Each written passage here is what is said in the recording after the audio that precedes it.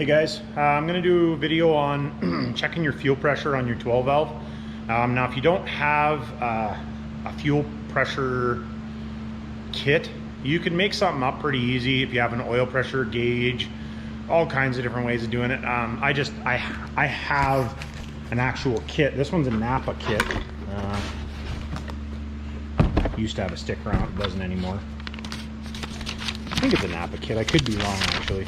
Might be a different brand, but you can buy these things relatively cheap. I'll see about finding some and I'll put them in a link in the description so you guys can see. So this is actually for doing gas and diesel. So it comes with a bunch of different fittings and a bunch of different stuff. And I've added a couple in here. But this one actually did come with the one for doing 12 valves, funny enough. So what you got to do is this fitting has to get put in. Now if you're doing if it's a stock engine or our guinea pig here, this bolt right here I've already loosened. I actually haven't checked the fuel pressure on it yet. I just checked it. I just loosened it off here just so I could get it out with my hands, but it's just a 10 mil wrench or a socket, and then you take this and it just threads right in there. So take that. This might leak a little bit, but that's not a huge deal for what we're doing. If you're going to drive the truck around, obviously I'm not driving the truck around, it's just the engine on the floor, but you'd want to make sure that was tight. And this fuel filter is leaking a little tiny bit too, so don't want to let it run too long. But so what you want to do is just make sure you don't lose that little bolt, because that sucks when you do that. Take your gauge, and like I said, you can make up a gauge for doing this pretty cheap. I don't think these ones are horribly expensive either, but it's been a long time. So we'll see what this thing's got for fuel pressure at an idle. All right, make sure you got that up all the way. Good to go as far as that goes.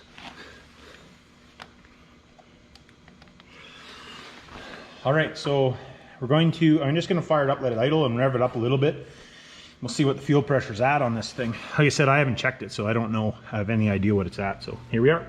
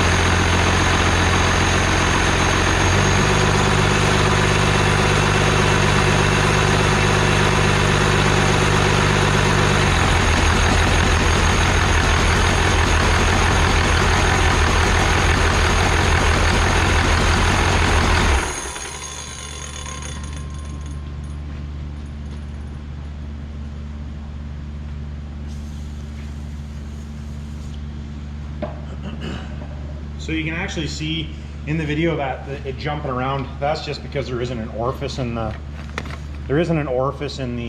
gauge. So not really too much I can do about that. You can orifice it down, but I don't do, you know, like I use a different setup for when we're driving it. I just don't have it here with me when I'm doing them right now when I'm doing the video. But so what we're gonna do, so I would say we're probably at an idle, we're probably in that, probably between 30-35 pounds, which isn't bad. Now that's an idle too, right? So take that into consideration. That's not under load. So under load, it's probably gonna sucker down pretty hard. So what we're gonna do is we're gonna take this out, and which your overflow valve.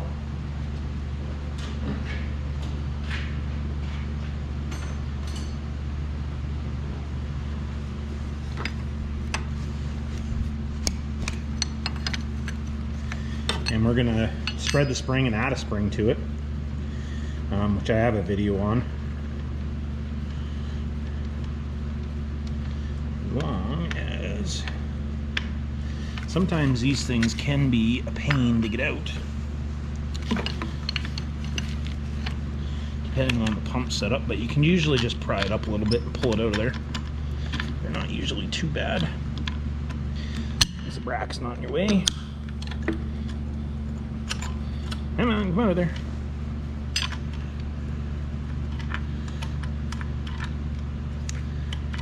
I don't know. There we go.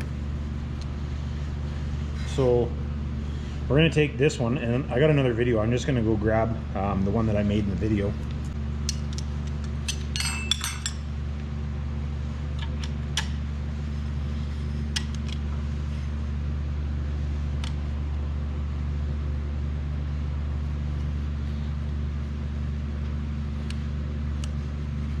So that's the one that I built in the overflow video. Now what I gotta do is without losing the washer,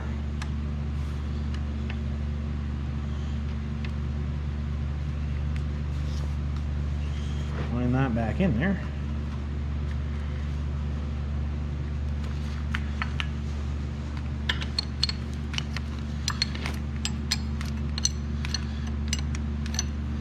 And we'll see how much difference we have in fuel pressure.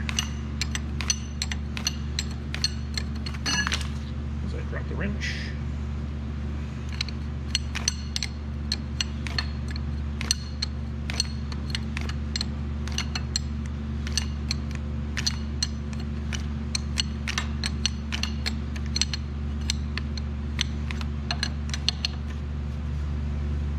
Like I said, make sure you don't lose those two washers. You want to make sure you keep those washers in there.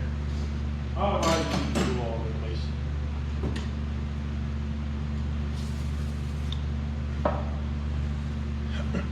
So, what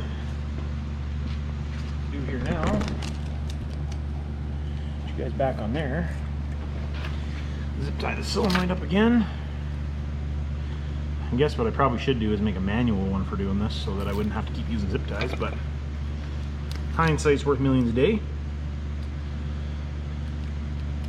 So, get that zipped up. There we are.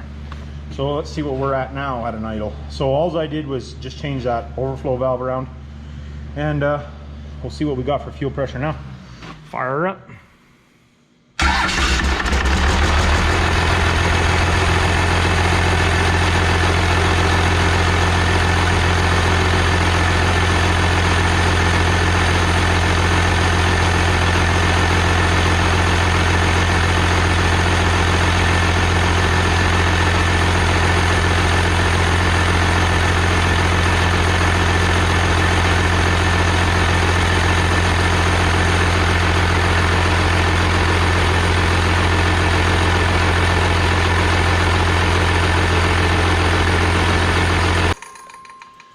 You can see there before it really started, like, I'm gonna have to change the fuel filter if we're gonna run it anymore. The fuel filter's starting to really piss out now. But as I'm pinching it off there, you can see where we were to start with, and then now where we are. So that's you know, a pretty good significant change, especially with it pouring fuel out, because it's literally like pouring out on the floor. Now the gasket must have just let go. That's the same fuel filter that was on it when I got it. So. But anyways, that's that shows you right there. You're talking like a 20-pound, at least 20 pounds at an idle. So, you know, a wide open throttle, you're going to be a solid probably 15 to 20 pounds higher than you would have been. And this is like unmodified, like fuel filters, God knows how old, at least 6 or 7 years, and it's pouring fuel out on the ground. So changing that, spreading the spring out, putting a pen spring in there, half pen spring, you're gonna add yourself 20 pounds. Personally, this one is a 160 horse pump. And I would like these ones to be as high as you can get the pressure. The higher the better. And I guess the reason it's probably pissing out on the floor more is because now I've added more pressure. Duh. That makes perfect sense. So I just changed the fuel filter with a good used fuel filter, good new used fuel filter, just so it's not pouring fuel out anymore. But we'll fire up here for a second.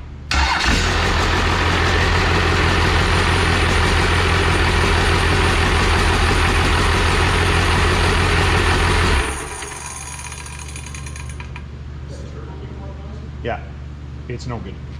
So you can see in the video there, it running, and you're like a constant 50 to 55, and that's just it purging open the relief valve. So at this point, you know, you're gaining at least 20 psi, and this is at an idle. So at wide open throttle, you're going to have more pressure under load and blah blah blah. But you know, this is just, you know, doing the pump spurting, so that's going to add, let's say, probably between, depending on the truck, obviously, I'm going to say it's going to add between 15 and 20 psi of pressure.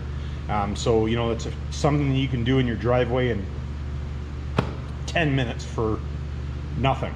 So that was definitely something that I would recommend doing. I would recommend everybody doing. Next time you guys are working on your truck, I would recommend doing that.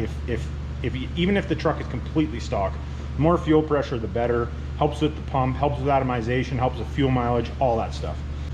Like and subscribe, leave a comment down below.